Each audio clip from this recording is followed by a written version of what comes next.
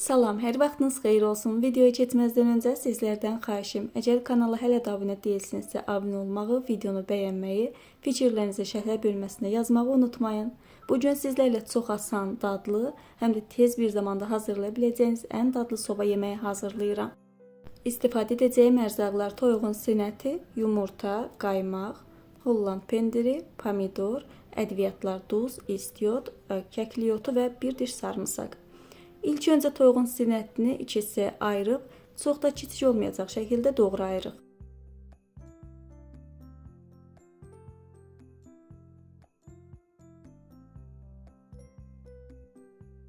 Ətin üzərinə ədviyyatları əlavə edirik.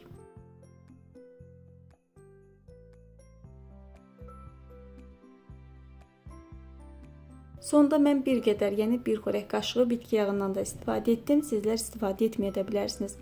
Yaxşı qarışdırdıqdan sonra qoyuruq təxminən 5-10 dəqiqə gözləsin. Qaba 3 ədəd yumurtanın üzərinə 1 çimdik duz əlavə edib çəngəllə bir qədər qarışdırırıq.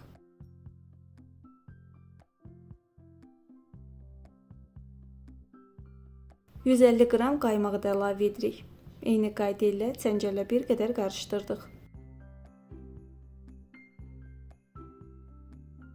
Hazır olan kütləni qoyuruq bir kənara.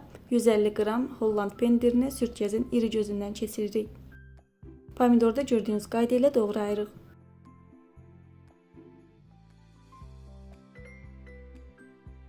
Əti hazırlamış olduğumuz yumurtalı qarışımın içərisinə əlavə edirik. Üzərindən bir qədər Holland pendiri.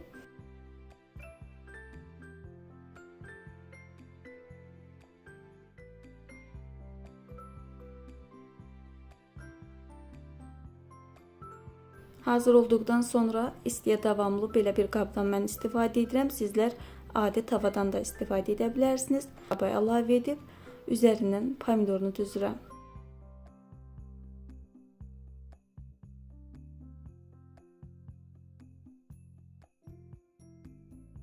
Ən sonda isə üzərinə Holland pendiri əlavə edirik. Öncədən isidilmiş sobada 180 dərəcə temperaturda 40 dəqiqəyə yemək bişib hazır olacaq. Budur artıq ətirli, dadlı, gözəl soba yeməyimiz bişdi, hazırdır. İnanılmaz dadlı və çox ləzzətlidir. Sizlərə məsləhətim bu yeməyi hazırladıqdan sonra isti-isti nuş edin. Dəyərli izləyicilər, əgər video sizlərə faydalı, yararlı oldusa, videonu bəyənib kanala abunə olmağı, fikirlərinizi bizə şərh bölməsində yazmağı unutmayın. Gələn videolarda görüşərik. Özünüzə yaxşı baxın. Hələlik.